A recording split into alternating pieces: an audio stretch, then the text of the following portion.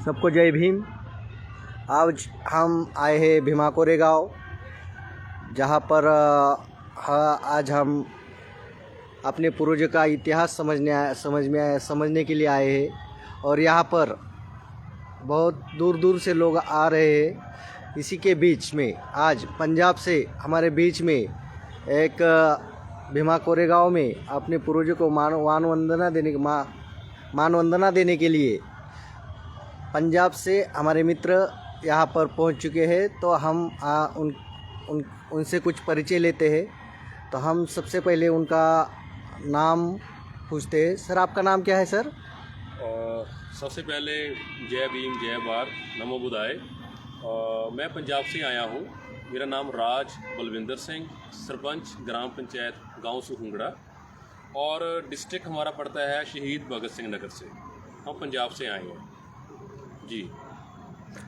Sir, आप पंजाब में सरपंच जी है जी। तो आप भीमा कोरेगांव आए हैं आज। आपको कैसा लगा? आपको भीमा कोरेगांव के बारे में कैसे पता चला? जी, देखिए, भीमा कोरेगांव जब भी हम लिटरेचर पढ़ते हैं, किताबी बुक्स पढ़ते हैं, तो उस लिटरेचर में भीमा कोरेगांव का अक्सर ही हमेशा जिक्र किया जाता है। पर एक मन में मंशा थी कि जब भी कभी हम भीमा कोरेगांव गए, पूना गए, महाराष्ट्र गए, तो ये वाला स्थान, ये वाली धरती हम जरूर देख कर आएंगे। किताबों के जरिए से जब हमें मालूम पड़ा कि हमारे पूर्वज ने इतना बड़ा संघर्ष लड़ने के बाद मान सम्मान की लड़ाई को जीता, और इतिहास को आज इस बात का गवाह है कि भीमा कोरेगांव इस धरती पर ऐसी कोई चीज़ है। तो इसलिए पढ़ने के बाद आज यहाँ पर हम देखने के लिए पहुँचे हैं। आप लोगों को क्या संदेश देंगे यहाँ के? देखो, आज का मैसेज सर यही है कि भीमा कोरेगांव एक ऐसा ऐतिहासिक स्थान है। जब हम इसको पढ़ते हैं, उस पढ़ने के बाद जो लड़ाई सामने निकल कर आती है, एक तरफ है जो पेशवा लोग हैं, दूसरी तरफ है महार जाति के लोग। पेशवा का हमेशा ही महार लोगों को नीचा दिखाना और उनको डिग्रेड करना और उनको मान सम्मान की लड़ाई नहीं देना, ये वाला वो एक्टिविटी हमेशा ही वो उन लोगों के साथ करते रहते थे। पर एक समय ऐसा आया, कहते हैं ना, जब कुदरत या गॉड मान ले, आपकी काबिलियत को पहचानने के लिए आपको मौका ज़रूर देती है। मेरा मानना है कि एक समय ऐसा था कि महार लोगों के पास अपनी राइट लेने के लिए, अपना हक को लेने के लिए उनके पास एक अपॉर्चुनिटी आई। वो समय था 1818 का, जिस वक्त अंग्रेज़ों ने ये बात बोली थी कि आप अगर पेशवा लोगों को रलाने की कोशिश की, वो नहीं रले। उसके बाद उनका युद्ध हुआ महार लोगों का और पेशवा लोगों का। आप जब लिटरेचर मैंने पढ़ा, मैं इसके लिए बड़ा हैरान हुआ कि पेशवा लोग थे 28,000 लोग थे, और महार जाति के लोग थे 500। मतलब आज के अगर समय की बात करूं, आज हमारे पास IT सेक्टर है, आज हमारे पास इंफ्रास्ट्रक्चर, सब कुछ हमारे पास है, हथियार है, सब कुछ है। पर एक ऐसा समय था, एक तरफ 500 लोग और एक तरफ 28,000 लोग। आप बिलीव नहीं कर सकते कि उन्होंने संघर्ष ये कैसे जीता होगा। पर जब मैं उस बुक्स में पढ़ा था, उसमें लिटरेचर लिखा हुआ था कि महार लोग जो थे, उनके तकरीबन 7-7 फुट की हाइट थी उनकी, बड़े तकड़े थे, जवान थे, ठीक है ना। और ऐसा उन्होंने संघर्ष लड़ा कि एक तरफ 500 लोग और एक तरफ 28,000 लोगों को उन्होंने टोटली उनको ख़त्म कर दिया। तब से ही जो भीमा कोरेगांव का जो स्तूप हमें नज़र आ रहा है, अंग्रेज़ों ने उनकी कुर्बानी का, उनके बलिदान को जिंदा रखने के लिए अंग्रेज़ों ने ये वाला स्तूप बनाया हुआ है, जिसमें जो 500 लोग थे उनका नाम भी यहाँ पर मेंशन किया हुआ है। मैं सभी समुदाय को लोगों को ये बात बोलूँगा, क्योंकि परेशानी किसी एक समुदाय में नहीं होती। सभी समुदाय जितने भी जाति के, जितने भी धर्म के लोग हैं, सबकी अपनी अपनी प्रॉब्लम होती है सोसाइटी के रिलेटेड।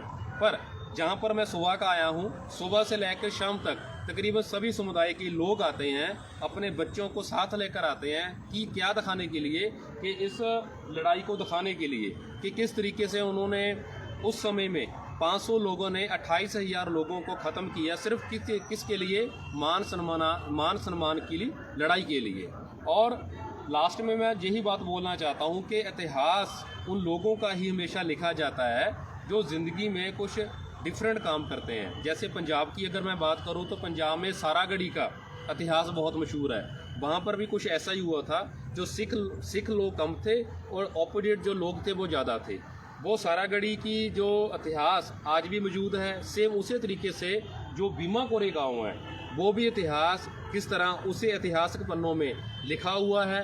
सो मैं बड़ा प्राउड फील करता हूँ जहाँ पर आके इंस्पिरेशन मिलती है। और मैं पंजाब के नहीं, वर्ल्ड वाइड हर एक यूथ को ये बात बोलूँगा कि अपनी सोसाइटी के लिए काम करने के लिए, अपने आप को ग्रो अप करने के लिए और अपने पूर्वजों को पहचानने के लिए एक बार आप भीमा कोरेगांव जरूर पहुँचें, जहाँ पर एंटर करते सारे आपको इतनी इंस्पिरेशन मिलेगी, इतनी मोटिवेशनल मिलेगी, आप फील नहीं कर सकते जी।